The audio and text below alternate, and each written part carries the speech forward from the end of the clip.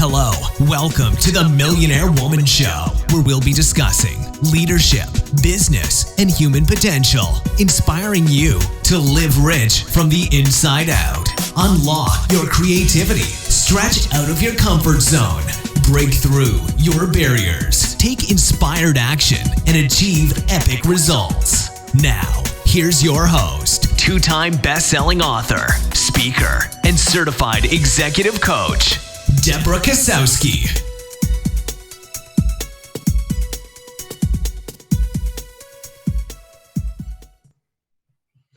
Hello, everyone, and welcome to the Millionaire Woman Show. I'm so excited because today's hot topic is really a hot topic. And, you know, people aren't always talking about it, but once they get started, they don't know when to stop because it's all about decluttering, taming the chaos in your life, your business, so that you can grow the business or the organization that you are working on, or just getting more organized in your life. So I have my dear friend, Sherry Borsheim. She's the founder of Simply Productive and creator of Calm the Digital Chaos, Calm the Office Chaos, and Calm Home Chaos online programs. She's a professional organizer working with online business owners who are overwhelmed with their cluttered spaces, digital chaos. They're tired of wasting time searching for files and missing out on opportunity. She helps them create efficient systems so they can run their businesses with focus, finally experience the freedom of an organized workspace. She teaches organization strategies to transform offices, homes, and lives around the globe. And we're so excited to have her on the show here. With 17 years of experience, she's learned that there is no cookie cutter, one size fits all to getting organized, and that organizing is not a destination. It's a journey, and here's why. Life transitions happen. How many of you have faced that? She left her corporate job to pursue her dream of launching an organizing business and had never looked back. In the beginning, there were many new systems and processes to be set up as her business grew, and she needed to be mobile and update her system to work smarter, not harder. Sherry has been training for over 17 years on business organizing systems, workflow, email management, time management, records management, computer file management. Her training has been sought off by government agencies, universities, large corporations, small business, entrepreneurs, and families. She also helps thousands of people globally clear out the clutter and get organized through her online programs. She has been featured on HGTV Makeover Wish, radio shows, and popular publications like Huffington Post, Style at Home, Staples, Martha Stewart, Whole Living, The Globe and Mail, and Women's Health, and more. Sherry is the founder and past chair of Professional Organizers of Canada, the BC chapter, a certified professional coach, and volunteers for Dress for Success and other nonprofit organizations. She is passionate about helping entrepreneurs simplify and get organized in their businesses, home, and their life. So without further ado, please welcome my dear friend, Sherry Borsheim. Hi, Deb. I'm so glad to be here. Thank you so much for coming. You know, this is really, it is a hot topic because I look at my inbox at any point in time, and at one point I had like 1,500 emails where it says, you know, you're at 80% of your email box. And I'm like, oh my gosh, I got to talk to Sherry. But what is the largest number of emails you've ever dealt with? 150,000. Oh my God. Yeah. When I do my live webinars, you know, I'm in person and I also do my live webinars. That's one of the questions I always ask. And it ranges anywhere from, you know, 500, but the average I'd say is around 5,000 emails and up. And it doesn't really matter like that number. And the reason why I ask that question is I want people to realize that the number of emails that are sitting in your inbox represents the number of distractions that you have. And we don't realize, I always call it like white noise, like white noise in the background where we ignore it and we scroll through it and we know it's there, but we don't deal with it, but it actually impacts our productivity. So that's the reason why I asked that number. I'm just curious because it really doesn't matter if you have 500 emails or 150,000 emails. I literally can help you get that close to ground zero. So yeah, the number represents a number of distractions, but at the same time, it's not like, there's something wrong with you because you have too many emails in your inbox, but it does weigh. It has a big impact. Wow. And it's just like clutter on the desk, but how does one calm the chaos when everything is so fast paced and our email boxes are just overflowing with information? We need to slow down. I've been there. I can get there. I'm curious, Deb, how many emails do you get on average on a day? At least 100. 100, yeah. That's kind of the going rate, 100 to 200. That's sort of the number I hear. And don't you find that when you just slow down a little bit sometimes and get really clear on what your main priorities are, instead of, oh no, I got 100 new emails, I gotta respond to them all and react to them. I don't use email as sorry about that. I don't use email as, I don't live in my email. So when everything's so fast paced, it's like, okay, let's get clear on why are we checking our email and what are you going in there for? I use this, I call it my daily productivity planner. And I have a section in there where I put people who I want to, like I'm waiting here. I'm waiting to hear from, say, an email from you, Deb.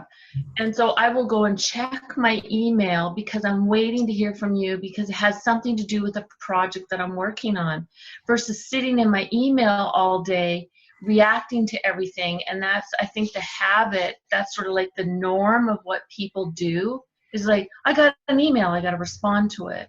And so I'm not reacting to my emails all day long. I check my email at set times. And so, I have to say the first step is to slow down and get really clear on why are you checking your email? What are you checking it for? That's very interesting. You brought up two really important points. And one of them is that reason of going, why are we checking our email? And, often people are like, oh, I got to check this. And I'm not just going to talk about email in general, but we're checking our social media, we're checking everything. And it's like, we almost want somebody to want us. Yes. Versus checking in, like you said, for what we need from other people. And I often refer to emails as other people's agendas often, because people are asking you for things versus what you are looking for from others. So that's a really key piece to productivity, because people think that they need to respond like right away when they get an email, and they don't need to. Yeah, actually, I'm just, this is what I use. And there's a section on here and it says, people I'm waiting for response. And this is, to move a project or a task forward.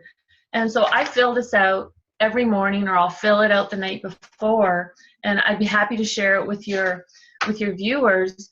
And I check my email based on that. So, some people say never check your email first thing in the morning. Well, in most cases, I go with that, but sometimes I need to, if I'm going on site on a project, someone might be sick, or, they need to cancel the appointment. And so I will quickly check my email, but I'm not getting caught up. All I'm doing is scanning to see if that person has texted me. Most of my clients text me instead of email me. I'm not checking to say, oh, I got to respond to this, I got to respond to that. Then I get on with my morning routine. And then when I get into my office, I spend on my office days, because some days I'm on site with clients, I will spend the first couple of hours getting my project work done before I dive into my email. So technically I do check my email, but I'm checking it specifically for what that first meeting, or something's changed. Sometimes the time will change with a client just because, like, you just know it's life, right? And so I am not in my email, and I turn all my notifications off. That's the first thing I tell my clients: turn off your notifications. And just because my phone beeps, and we have all these different notification beeps, and the other day there was another one. I'm like, oh, that's a new one, and oh yeah, that's Snapchat, and I'm like, how did that turn on? I don't react to those, because those, otherwise I would get nothing done. So when I'm focused in on working on my project time, I'm not checking any of my social media. I'm not, unless I need to hear from someone or I need to send a message to someone. And, when I'm with a client, I don't have my phone on unless my client is, has to step out and we need to communicate. And so I really set boundaries around that. I am not in constant, people say, oh, you haven't responded to me. And I'm like, well, yeah, like I'll respond to you when the timing is fit for me. So I really have set some boundaries around that instead of being in reaction mode, because it really is other people's agendas. And that's not my agenda today. Yeah. I don't know. Does that make sense? Do you do the same? Absolutely. Absolutely. And I like how you touched on the boundary piece, because the other part that comes to mind is, do you know your worth? Yes. And how valuable your time is. If we put $1 to every minute that we have, because time is a commodity and I think we take it for granted. Yes. Yeah. There's that slippery slope. Some days I fall into that trap, and I was like, oh, I'll just go comment here on Facebook, and then you read some thread, and before you know it, an hour has gone by, right? I've been there. I'm sure you've been there, and I'm sure your viewers can relate to that. But the boundaries it takes discipline. And that's why when I'm sitting in my office and I want to get focused on a project, I actually take my phone and I set my timer. I love the timer on my phone, and I will set it for 50 minutes.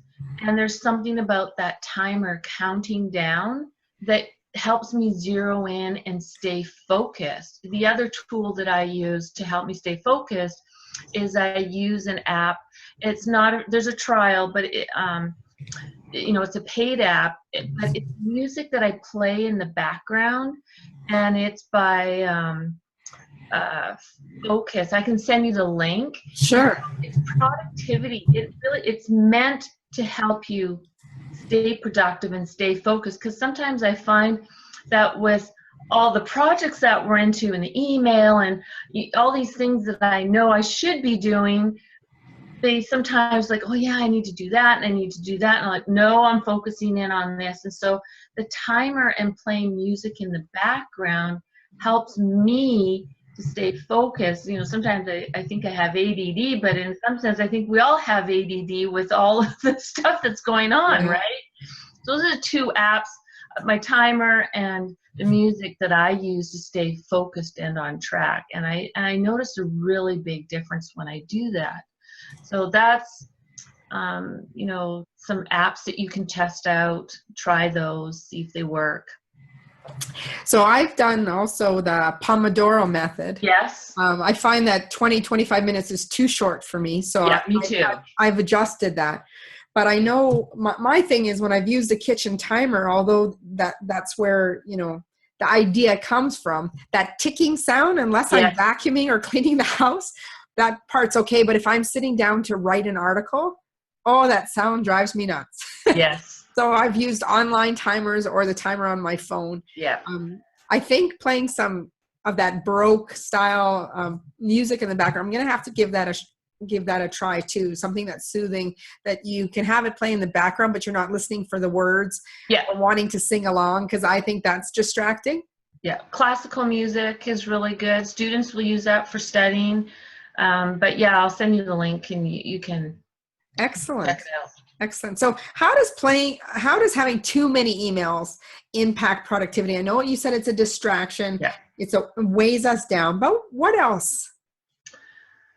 Well, if you think about it, if you have 5,000 emails in your inbox, or 1,000, every time you're searching or you're scrolling through your emails, you're wasting time. And it's not like you can carve out an extra 2 to 3 hours out of your day, but it's all these little incremental things.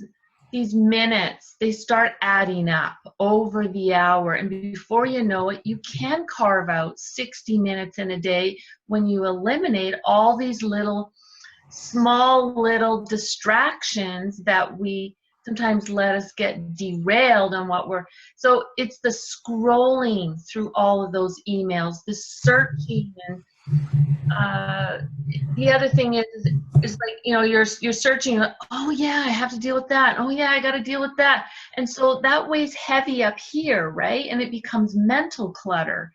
And that's why when I'm using my productivity planner, sometimes I write on the back all those things that I need to, oh yeah, because, reminders do come up. And you're thinking, or sometimes if entrepreneurs, I don't know about you, but all of a sudden I get something will trigger a creative insight, or something that I want to pass on, or a link that I want to refer to someone. And so I just want to get that out of my head and onto paper, and then I get it into my system. So every time you're scrolling, you're seeing all these different emails and these things that you haven't dealt with. They're like demanding your attention. And so you got to minimize all of that. And I am not about inbox zero. Here's the thing. The minute you get your inbox to zero, you get 25 new emails. Isn't that right? But I'm a believer that you should have, current emails in your inbox. And for some people that's 25, or it's 100, whatever's manageable. We all have a different threshold. I know for me, if I get more than a couple hundred emails in my inbox, it's like the anxiety builds up here, and it's kind of subtle. And I was like, okay, I need to spend an hour to just get my inbox back under control again. And so scheduling time to do that, and usually I like to do that maybe on a Friday morning, and just, okay, what didn't get done? And because I do that in my weekly planning, so then I'm like, okay, what didn't get done? What don't I need to do? And I can just, delete that. And then what do I need to get on the agenda in the next week or so? So it's like this heavy weight that we just sort of let. Can you relate to that white noise in the background? That's what I call all those emails in your inbox and the distraction. And I want to create an inbox where it's calming, and that when you go into your inbox, it's clear on what it is that you need to deal with, and what projects that you're working on, and what the next actions are. And that system is different for everyone. I have yet to set up an identical email system in 17 years for anyone, but there's some key folders or some key ways that, people will want to manage their inbox.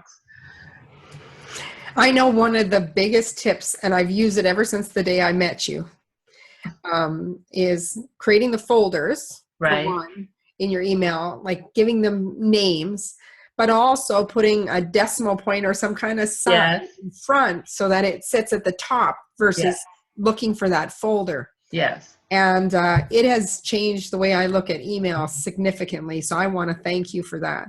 But I'm just curious, Deb, what folders did you create? I created an action folder. Yeah.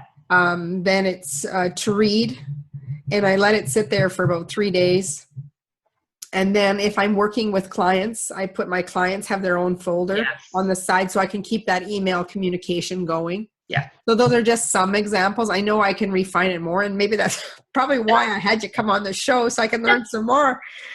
And I'll have to take one of your webinars too, because it really does help, because it does weigh you down. You look at it and like, where do you even start? Right.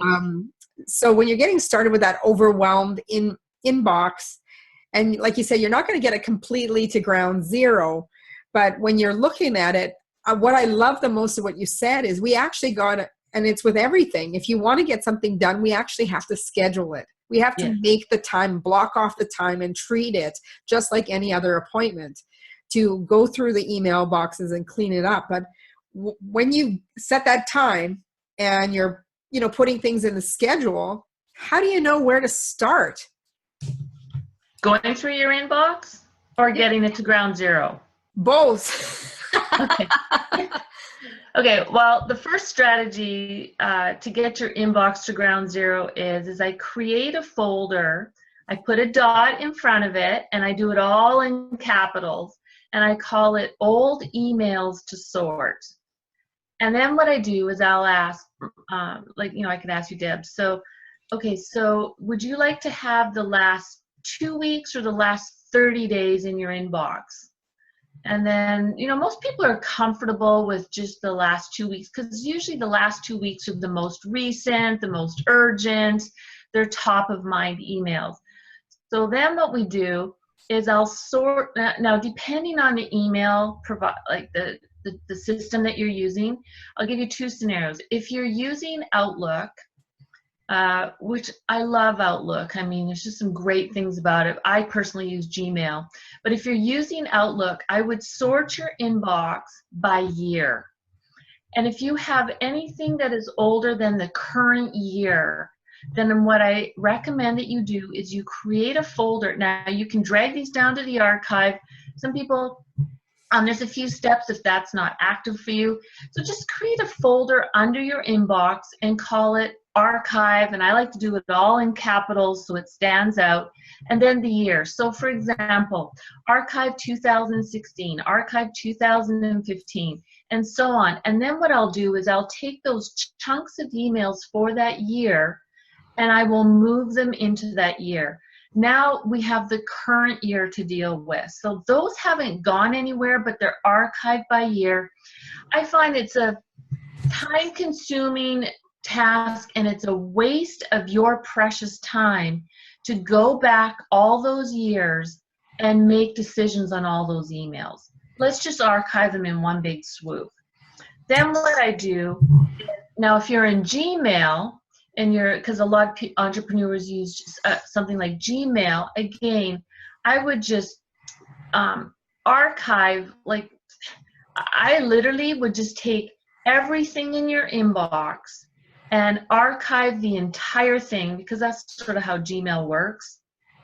And I would put it into an old emails to sort. So even if you're using Outlook or another email provider, you want to create a folder where it says old emails to sort and just file them all in there. Or if you're using Gmail, you could just literally archive everything and maybe uncheck the last week or two emails for you to process. So that's the first step. And that will get you, it's amazing when I'm sitting beside a client and I do this, or if I'm coaching a client and we're doing this over the phone, I can hear, it's like they can breathe again. It's like 100-pound weight has been lifted off their shoulders. And they're sitting taller, like, oh, it's like this big relief. And the emails haven't really gone anywhere. No, like they're still there. But exactly. The inbox is just like, whew. Exactly. And now you have something that's manageable because you have the last 2 weeks. Yeah. And so then the decisions that we start making on those emails is, okay, let's go through them. And I use an acronym called FAST, and FAST stands for File, Act, Schedule, or Toss. And I use that for paper as well when I'm going through a stack of paper. So for email, obviously I work it backwards. I toss everything that I don't need. And I'm really ruthless. And you don't want to read every single email, but at a glance, you might want to sort it by the thread, or you might want to sort it by the conversation. Just quickly go through anything that you can toss. And then I look, is there anything that I need to schedule into my calendar? Get that scheduled in. Then I look, is there anything that I need to file and keep for future reference? Some things you need to keep for tax or legal implications, like receipts for business owners or contracts and agreements. I'll file those. And then what you're left with is a few emails that you need to take action on. And then from there, you're like, okay, really, these are the only emails, and sometimes we're down to under 25 emails, and it's manageable. And then you can, okay, these projects you're working on, do they need to go in a project folder or a client folder, or just a, and I also use sort of like the 2-minute rule, where if you can just quickly respond in 2 minutes or less, then deal with the email and then, archive it or file it away. So that's how I get people's inboxes down to ground zero or close to ground zero very, very quickly. Now, if you have over 10,000 emails, it might take you, the average person, this exercise will take them anywhere from 15 to 30 minutes. But if you have more than 5,000, 10,000 emails, it might take you 45 or 60 minutes to do it. But I can tell you, at the end of that time, you are going to feel this, like you're back in control again. And this is how I calm the chaos in the inbox. And that's a quick win. It is. Archiving everything and then starting fresh. And it allows you to move forward faster. Yeah. And I love how you said starting fresh. This is a term that I've been hearing a lot over the last year, is people just want to start fresh. They want to get a new laptop and just, they're like, oh, I got to get my digital files organized. It's a whole nother conversation, but people want a fresh start. And so, by keeping your inbox manageable, and I will ask, my clients, I'll just say, okay, so for you, what is the threshold? Like, do you want 25 emails, 50? Like, what's manageable for you on a daily basis? And so then your goal is, okay, if it's 50 or 100, then let's just process your emails during your email processing time and get it down to that number. That's why I don't believe in ground zero. I mean, there's more productive things to do with your time than constantly keeping it, oh, I got 3 emails, I got to get to ground zero again. Yeah. So that's my philosophy on that. That's some self-induced anxiety with that as well. Exactly. So we're going to switch a little bit here from email to the piles of paper. Okay. So when looking at papers on your desk, how do you know when to get started? Because I know some people, they're like, yeah, I know it's a mess, but I know where everything is. And they think it doesn't weigh on them, but no different than email. It actually does. So where does someone get started? Is there a system or a process they should do? I use the FAST, again, the FAST acronym: file, act, schedule, toss. And here's the secret to my organizing anything. This is my strategy. I use a strategy that's called top to bottom and left to right, or you can go top to bottom, right to left. Now, and I always start with the top of the desk. Don't start underneath. Don't start with the drawers. And here's the reason why. I want to give you a quick win and help you create a dramatic, visible result. Because it's these short, quick wins that keep us motivated, inspired, and we see the progress. Because with clutter and piles of paper, I mean, at the end of the day, the last thing people want to do is go through their piles of paper. They would rather organize their sock drawer or their pencil drawer than organize their papers. Because when you think about it, papers, they're thin, right? They're really, really thin. And when you got a stack, it can take an hour to go through it. So start with the top of your desk. Start with one end, and you're making decisions. You might want to get some Post-it notes, and I'm creating a pile for filing, a pile for action, another one for scheduling, and then just a toss, and it's going right into the recycling. And I'll share with your viewers, Deb, my decision-making process with this, because it has some questions at the bottom where people get stuck. Is they're like, well, I don't know if I need this, and they're like, should I keep it or shouldn't I? And so there's some questions on there. So I always ask, well, can you actually identify specific use? Is it for a project you're working on? Is it something that you're going to use in the next 30 to 60 days? Is it, you got to keep it for tax or legal implications? So all of these questions are on this cheat sheet for you. So I'll give that to you. And so I just literally, here, I'll just gather a pile of paper here. So we got a pile of paper here. I have lost connection. No, you're still good. I'm still good? Yeah, yeah, we haven't lost you at all. Oh, okay. Sorry about that. Sorry No, about no, that. not at all. We I moved still some have you. papers on my laptop and I lost you, Deb. Sorry. So you got a stack of paper and I just pick up one, or here's another quick win is pull out the thick magazines, pull out anything that's thick and bulky because the pile will disappear faster. So I'm pulling out the magazines, the files, anything that's clipped together that's thick, and just make a decision. Are you going to file this? Do you need to act on it, schedule, or toss it? And create some sorting piles. If you don't have room on your desk, then create them on the floor. And if you need a post-it note to just indicate those categories, then do that. And set a timer. And here's why. Because if I'm not there with you, you will get distracted. Guaranteed. Because what happens is someone will say, oh, this belongs over on the bookshelf over here. And then you have just abandoned your sorting process. Don't leave the room. And that's my biggest challenge when I'm working with clients is they go, oh, these pens, they belong over here, or these supplies belong over here. I'm like, nope, create a pile for supplies. And so all you're doing is you're making decisions, you're getting clear. What is the next action? File, act, schedule, toss. Quick decisions.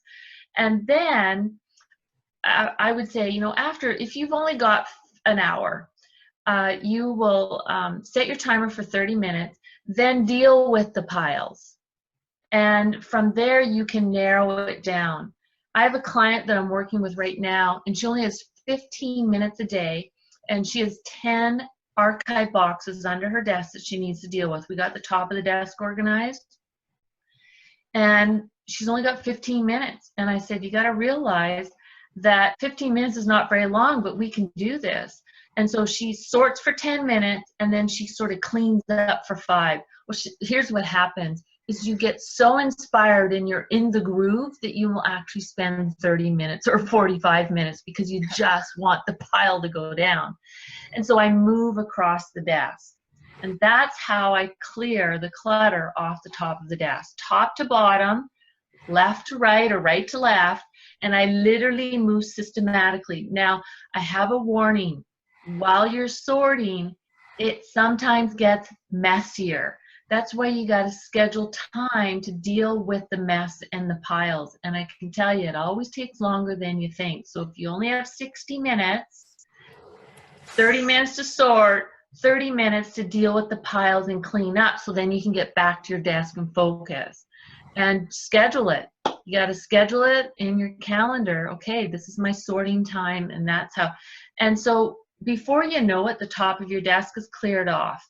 Then you can go onto your desk or into the drawers, because we want to get rid of the visible clutter first, because now you have a clear desktop. You're inspired, you're motivated, and you're not going to feel like this huge weight is weighing you down when you're working on your project. Yeah.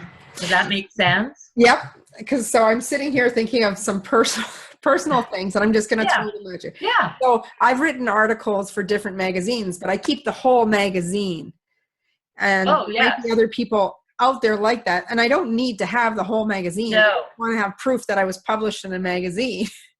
So what would you recommend for that? Or I know my daughter, for example, she has a pen fetish. What do you do with all of these that you don't need? Yeah, I see lots of pens. I see lots of magazines. And I can relate to you. I've been in a lot of magazines as well. And, you know, sometimes if you've got too many, you know, contain it. So I have an area where I contain all those publications that I've been in. I scan them because paper breaks down and it gets all yellow, and so I have it all digitized. And yes, that's a project and it takes time, but I just dedicated a couple of weekends to deal with that. You can take an X-Acto knife and you can, you know, nicely cut it out. But if you digitized it, you really don't need to keep the paper. So that's a personal choice, right? Yeah. Newspapers, definitely. Scan those and just get rid of the newspapers because they get all yellow and gross. With the pens, I see lots of pens and pencils and office supplies. And I'm like, okay, where are we going to store your pens? You can have a few on your desk, and then let's have a pen supply. And I like encourage my clients, contain it. And once you have a container, then you're like, okay, they got to fit in here. That's it. So pick out your favorites. And if you start, like I love these. They're called 7-year pens. I started giving these to my clients. I don't need any more. And they come in all these cool colors. So I have 2 in my office, these 2 colors, and that's all I need. They write really well. So test your pens, figure out which ones write well. And that's why a lot of people have too many pens. Trying to find one that they love. I have another one that I just started using, and I love this one. It's pretty, but it writes nice. Yeah, it's all about the flow, right? It is. Feeling that you're in flow. 3 pens. That's all I need on my desk, and that's probably too many. And then I have a few in my supply drawer, which is in my office. Narrow it down and contain it, and just say, this is where I'm going to store my office supplies, and that's it.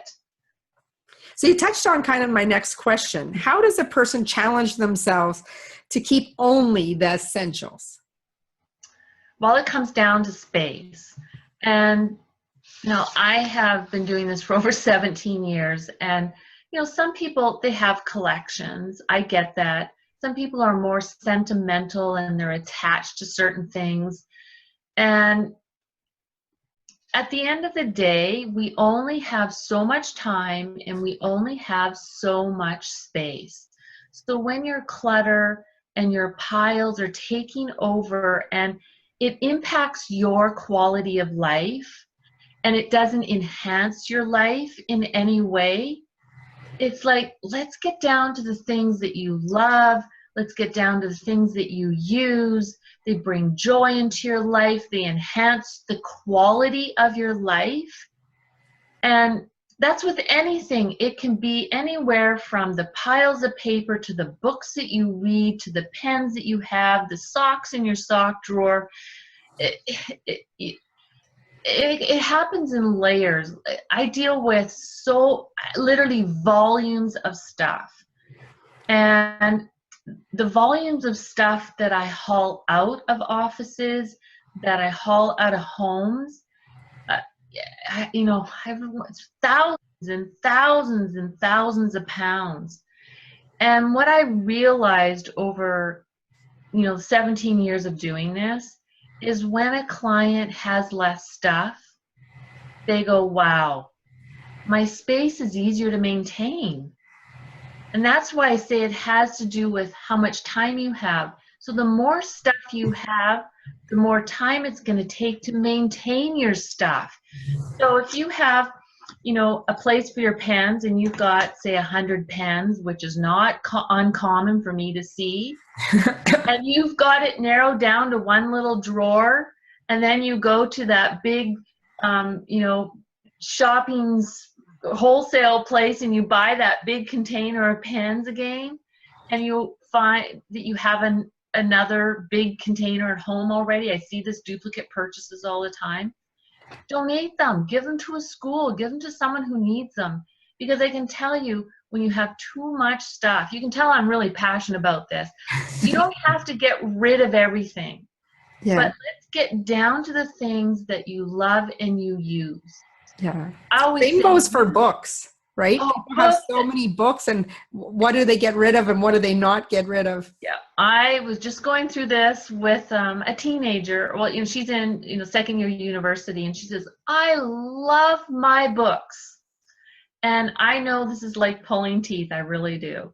And I'm sensitive to that. And I'm not like, you got to get rid of all your books. But I just simply asked, when you come into your room, how do you want your room to look? And how do you want it to make you feel? Like, how do you feel right now? She says, it feels like a bomb has exploded in my room. Like, perfect. Now we know how it feels, how it impacts her. She says, I can't even work at my desk. She says, I can't even see the top, like the top surfaces. Yeah. And they're piled. And I said, yeah, we got these little trails going through around your bed. She said, yeah, exactly. So I said, let's just quickly scan your books and see which ones that we can donate. Or do you have someone else that you'd like to pass a few on to? And so we did that. And, you know, there was, I think, a half a dozen books for the donation pile. Really loves her books. And so I had brought some archive boxes, you know, those banker boxes, the Yes, file boxes. yeah. I had brought 3 of those. And I said, okay, let's take out the books that you don't want to have in your room right now, like the ones that you want to read and that you're going to reread. All those other ones, some of these you've outgrown, and she was saving them, you know, for her kids someday. Yeah. So I've got those 3 boxes filled full of books. And we have scheduled time in her calendar 6 months from now to just go and make a decision. They're in another room in the basement. And 6 months from now, she will make a decision on what to do with those. And so sometimes it's a transition. You got to box it up, get it out of the room so you can function, you can enjoy, your room is inspiring, and then schedule in your calendar.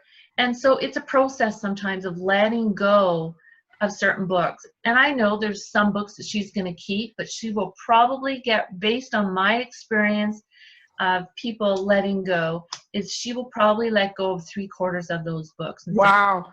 because you realize that you don't need all that stuff. Yeah.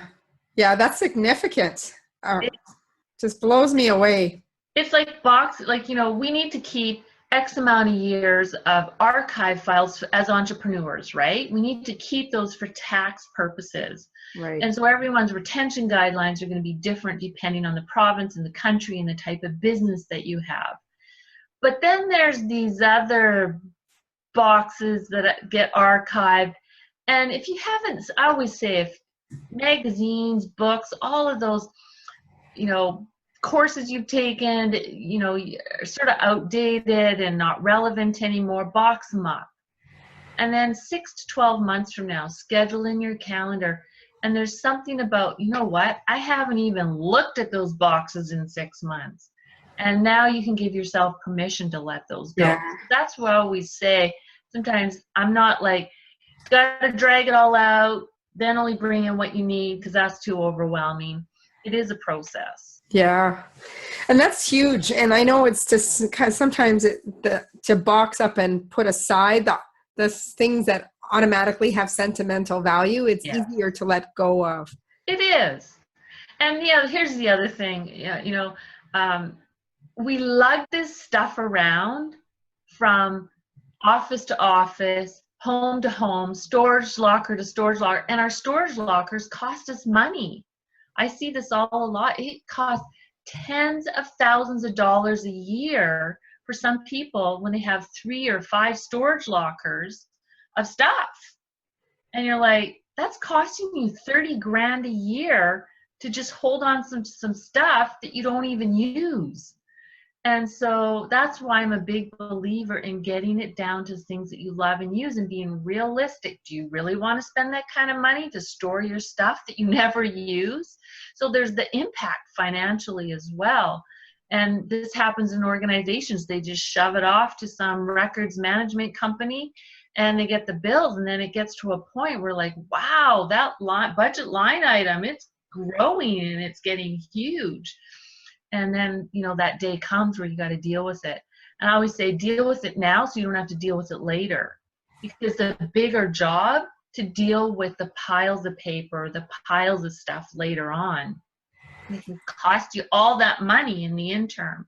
Plus it weighs heavy on you. You know you got to go back someday and deal with it. So we just keep ignoring it and shoving it down, because we'll deal with it someday. And I'll tell you, someday never comes. There is no someday. There's only today, right? Yeah. What a great reminder. And Sherry, we've come to the end of our interview, but you have shared so much stuff, and it really does impact people's stress level, increases that anxiety level to have this clutter in their lives, and really swallowing up some of that time So just a recap of some of the things that you talked about a system called FAST, file, act, schedule, or toss, touch it 2 minutes or less for both paper and email, and those folders like that period right before your file chart. Yeah. And these are really simple things that, and since your company Simply Productive, Yes, they're really simple things that people can start putting in place to really make a difference and increase and boost that productivity, hence performance, and often can impact their profits because they have more time to focus on where the money comes. exactly. So thank you so much. I would love for you to just share one or two things that you want our audience to remember when it comes to tackling, whether it be the email box, whether it be organizing the papers on the desk. What is it that they need to remember? Because there's also things that people should not do when they're decluttering. Yeah, well, when you're decluttering, don't set a timer, because that will help you to be focused. If you don't have a buddy or someone there helping you, just set a timer, because you will get distracted. I see this all the time. So, and don't leave the room, or if you're just working on your inbox, don't look at your computer screen, don't look at your downloads folder, don't look at your messy computer files. Just focus on that one area that you want to focus on. If you're just going to organize your photos, then just pick one folder. It's one folder, it's one pile, and it's one section at a time. I think that's the biggest thing. I was working with someone yesterday, and they were just completely overwhelmed. They had hit a wall. And they said, I don't know how you do this, Sherry. And I just replied, I do it one section at a time. Yeah. One decision at a time, one area at a time. And so that would be my biggest takeaway. And also recognize that, probably 60 minutes is the max, especially with digital clutter. After 3 hours, your eyes are all glazed over, right? So be realistic about, I think that's the other thing. Be realistic with the amount of stuff that you need to make decisions on. It's like weight. If we've gained some weight, it literally didn't happen overnight. It's like our stuff. It doesn't pile up overnight. It happened over a period of time. So be easy on yourself. Don't beat yourself up. Be very gentle with yourself and say, hey, I'm doing something about this. Yeah. But also recognize that your piles of clutter, whether it's physical or digital, are not going to disappear literally in a blink of an eye. It's going to take some time. And depending on how big the piles are and how much you have, it's going to take days or weeks, and it could take months. But don't get discouraged. And it will feel amazing. Oh, there's less to maintain. Each little win is motivation to take the next pile, the next section, the next step, the next computer folder. Thanks so much, Sherry. Thank you. How can people stay in touch with you? Just my website, simplyproductive.com, and I have some free downloads there for you. Lots of free information. And if you have any questions, you can get contact with me there as well. And just so you know, just for the record, Sherry, not only do I still use the dot in front of the boxes, I have your tickler file, and I still use it to this day. Oh, cute. So I think it's been about 7 years since we first met. I think so. I remember. Yeah. So it's been really cool to watch you grow on your journey as well. And thanks again for coming on the Millionaire Woman Show, where we're talking about principles of leadership, business, and human potential. And this one is about helping you tame the chaos, declutter so you can be focused and put your energy where it needs to be. Thank you for joining us. If there is something that triggered you or really resonated with you in today's podcast, email Sherry, let her know, or email me at Deborah@DeborahKazowski.com. You can go over to my website and sign up for our Success Secrets newsletter, where you get a recap of different information so you're not missing out on a single beat. So go to www.DeborahKazowski.com. Not only that, what we'd love for you to do is actually go over to iTunes, give us a 5-star high five, write us a review, and share this podcast with other people, because I am sure there's other people who need to start calming some chaos in their life. And I know Sherry's a very busy girl.